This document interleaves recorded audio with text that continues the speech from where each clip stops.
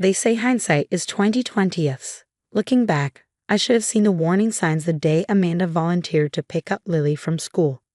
But when you're working 60-hour weeks as a pediatric nurse while raising an 8-year-old alone because your husband is deployed overseas, any offer of help feels like a lifeline. "Emma, you're obviously struggling," Amanda had said, stirring her untouched coffee at our weekly family breakfast. "Let me help with Lily. I'm home all day anyway, and it would give me practice for when I have my own kids." I glanced at my mother-in-law, Margaret, who was nodding enthusiastically. They both wore identical expressions of concern that didn't quite reach their eyes. 8 years of marriage into the Harrison family had taught me to be wary of their helpful suggestions, but exhaustion clouded my judgment. I don't know why I hesitated, thinking of how Lily had mentioned feeling uncomfortable around her aunt lately. But that was probably just normal kid stuff, right? "Emma, darling," Margaret chimed in, reaching across the table to pat my hand. "You look absolutely worn out. When was the last time you had a full night's sleep? What would Michael say if he saw you like this?" The mention of my deployed husband made my throat tighten. Michael had been gone for 7 months, with 5 more to go. His weekly video calls were the highlight of our lives. But they weren't the same as having him here, helping with Lily and defending me against his family's subtle criticisms. "I suppose it would help," I finally conceded, "just until Michael comes home." Amanda's smile widened. "Perfect. I'll pick her up every day after school. We'll do homework, have snacks, maybe some arts and crafts. There'll be our special aunt-niece time." That was 3 months ago. Now I sat in my car outside Amanda's house, gripping the steering wheel so tightly my knuckles turned white. Lily's words from this morning echoed in my head. "Mommy, I don't want to go to Aunt Amanda's anymore. Please don't make me." When I pressed her for details, she clammed up, eyes darting nervously to her tablet before changing the subject. It wasn't the first time she'd expressed reluctance about spending time with Amanda, but something about her demeanor today set off every maternal alarm bell I possessed. I checked my watch, 5:45 p.m. Amanda always insisted I couldn't pick Lily up before 6 o'clock, claiming they needed uninterrupted time for bonding. Today, I didn't care about her rules. Walking up to the front door, I heard muffled voices from inside. Instead of knocking, I used the key Michael had given me years ago, the one Amanda didn't know I had. As I quietly opened the door, my daughter's voice became clear. "But Aunt Amanda, Mommy says I'm not supposed to. Your mommy isn't here right now, is she?" Amanda's tone was sharp, nothing like the sugary sweetness she used around other adults. "Besides, she's too busy working to care what you do. Now let's try it again, and this time say it like you mean it." I stepped into the living room just as Lily, tears streaming down her face, repeated words that made my blood run cold. "Mommy doesn't love me anymore. I want to live with Aunt Amanda instead." What the hell is going on here? My voice cut through the room like a whip.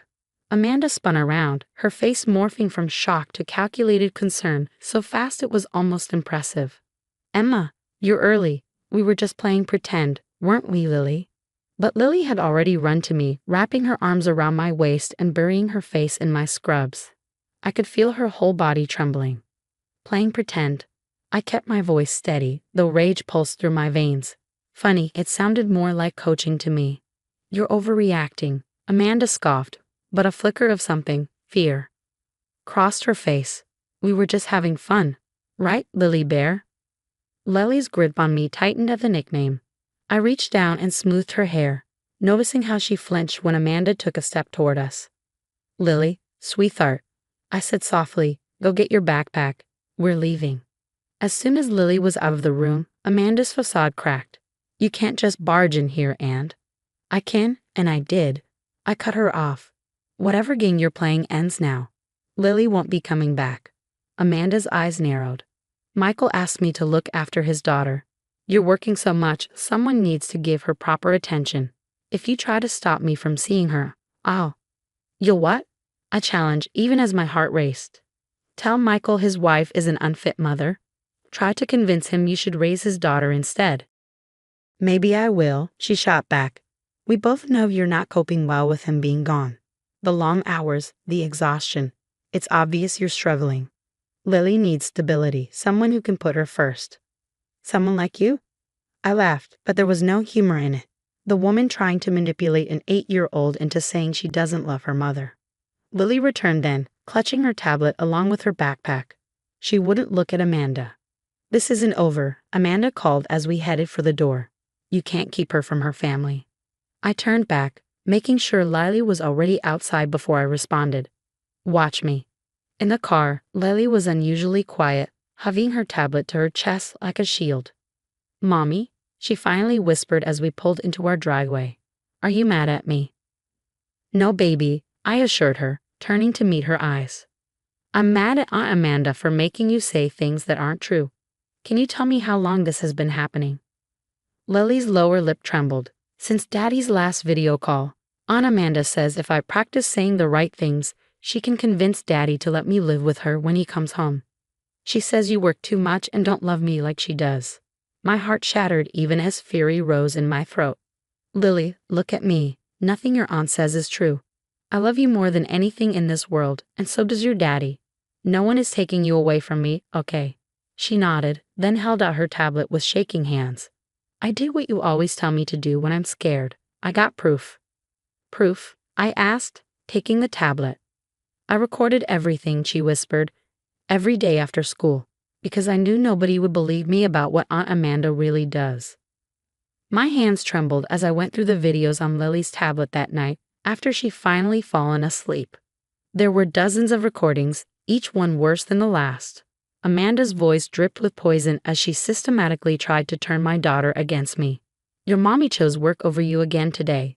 Amanda's voice rang clearly through the tablet's speaker. "But I'm here, aren't I? I always make time for you." Another video showed Amanda coaching Lily to cry on command. "When the judge asks you if you want to live with me, you need to look sad, like this. Practice those tears, sweetie. We want everyone to believe you're unhappy with your mom." My stomach churned as I watched Amanda teach my 8-year-old daughter how to manipulate people's emotions, how to lie convincingly, how to break her mother's heart. The next morning, my phone exploded with messages. Amanda had already spun her version of events to the entire family. "How dare you accuse Amanda of anything improper?" My mother-in-law's text screamed in all caps. "She's being your saving DEST Castimontes. Michael Wild here about this." As if on cue, my phone rang with a video call from Michael. My heart sank. It wasn't his usual call time. Amanda had already reached him. "Emma?" His tired face filled the screen, concern etching deep lines around his eyes. "What's going on?" "Amanda called saying you burst into her house and accused her of trying to steal Lily." I took a deep breath. "Is anyone around you right now?" He shook his head and moved to what looked like a private corner of the base. "Before I explain, I need you to watch something." I held up Lily's tablet and played one of the shorter videos. Even through the video call, I saw Michael's face darken as he heard his sister's voice coaching our daughter. "There's more," I said quietly. "Hours more." "Send me everything," he replied, his voice tight with controlled anger. "Every single video." "Already did. Check your email." He was silent for a long moment as he processed the betrayal. "Where's Lily now?" "Still sleeping." "Michael, your sister. She's been planning this for months. The videos show her preparing Lily for some kind of custody hearing. She kept talking about judges and courts. She filed for emergency custody yesterday." Michael cut in, running a hand over his face. "That's why she called me. She said you were having a mental breakdown, that you were neglecting Lily, that she had proof." "Proof?" I laughed bitterly. "Oh, we have proof, all right, just not the kind she was hoping for." "Emma, listen to me," Michael said, his voice taking on the commanding tone he rarely used at home. "I'm putting in for emergency leave. But until I get there, you need to protect yourself and Lily. Amanda's not going to back down easily." He was right. Within hours of our call, a police officer arrived at our door with Amanda and a social worker in tow. "Mrs. Harrison." The officer looked uncomfortable. "We've received some concerning reports about your daughter's welfare." "Perfect timing," I said, opening the door wider. I was just about to head to the station myself to file a report for psychological abuse and attempted parental alienation. "Would you like to see the evidence?" Amanda's smug expression faltered as I held up Lily's tablet. The social worker, a sharp-eyed woman named Ms. Martinez, stepped forward. Perhaps we should all sit down and review any evidence from both sides, she suggested professionally, though I caught her giving Amanda a skeptical look. We gathered in my living room, the tension thick enough to cut with a knife. Amanda kept trying to speak, but Ms. Martinez politely but firmly asked her to wait. Let's start with your concerns, she said to Amanda. You filed for emergency custody, claiming Mrs. Harrison is neglecting her daughter due to working excessive hours, correct? Amanda nodded eagerly. I have proof of her neglect. Times she's been late for pickup, dates she's missed school events. She pulled out a carefully documented notebook. I see, Ms. Martinez made a few notes. And Mrs. Harrison, you mentioned having evidence as well. I connected Lily's tablet to our TV, pulled up the first video, and pressed play. The room fell silent except for Amanda's recorded voice. Remember, sweetie, when the judge asks, say that mommy never has time for you. Say you cry yourself to sleep missing me. Amanda lunged for the remote. She doctored these videos. This is a setup.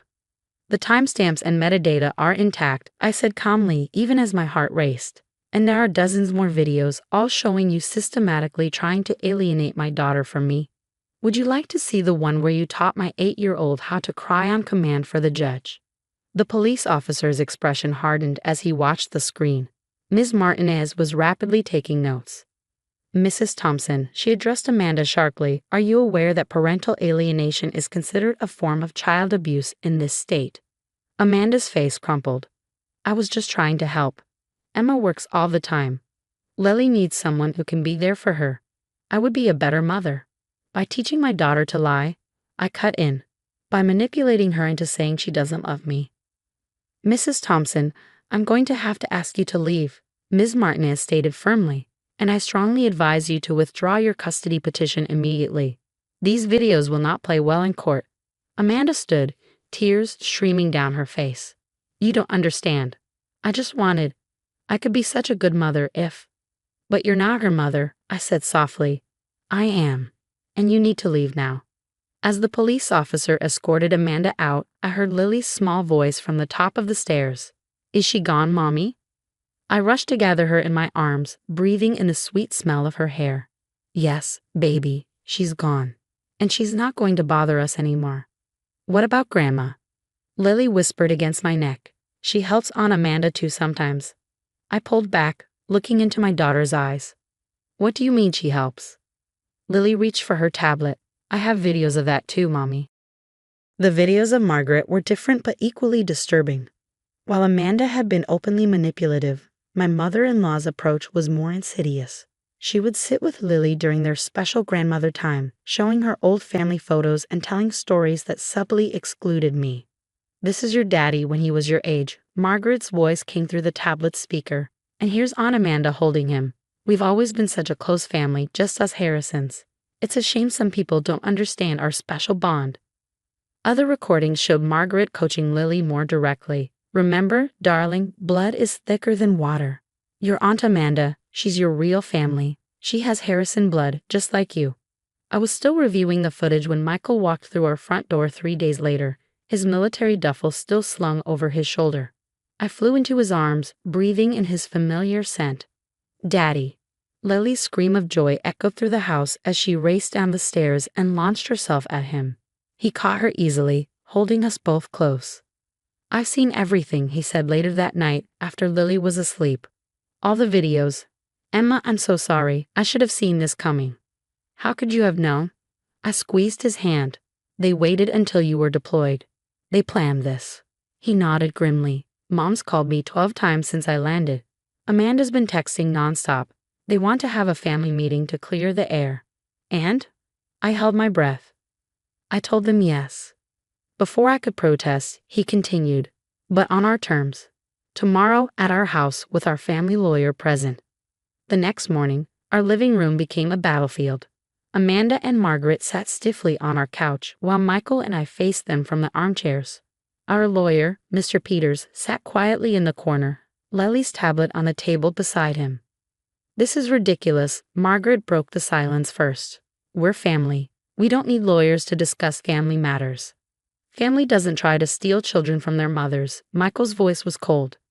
Family doesn't manipulate 8-year-olds into lying. We were trying to protect her.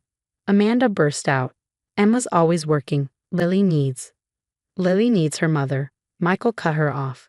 Her real mother, who works hard to provide for her while I'm deployed. Not someone playing dress up with my daughter's life. How dare you? Margaret stood up, trembling. After everything we've done for you both. Emma was nothing before she married into this family. We made her who she is. Show them, I said quietly to Mr. Peters. He nodded and pressed play on the tablet. The room filled with Margaret's voice, teaching my daughter to distance herself from me, to view me as an outsider.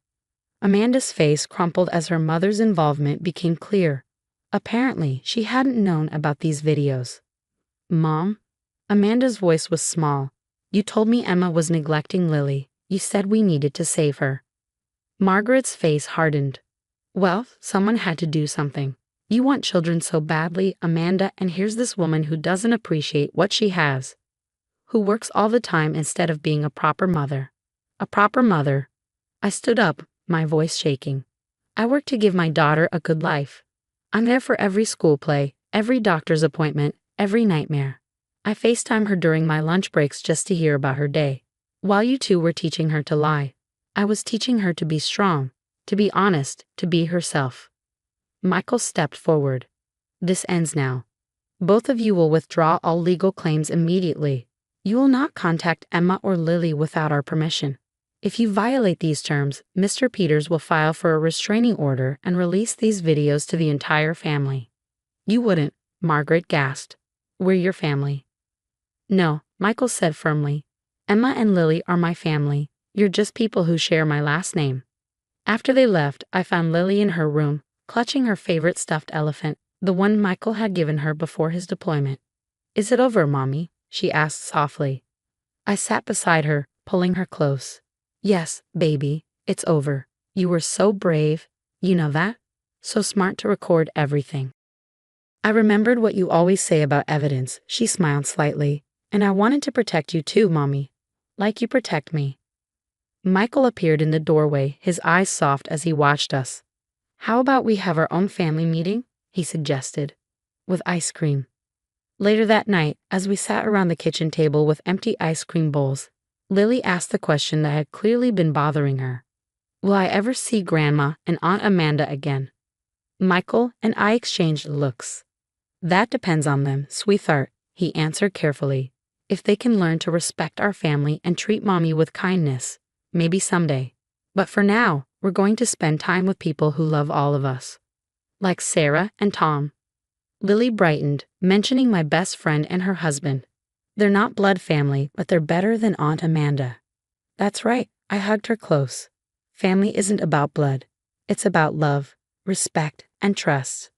Michael wrapped his arms around both of us, and in that moment, I knew we had all the family we needed right here.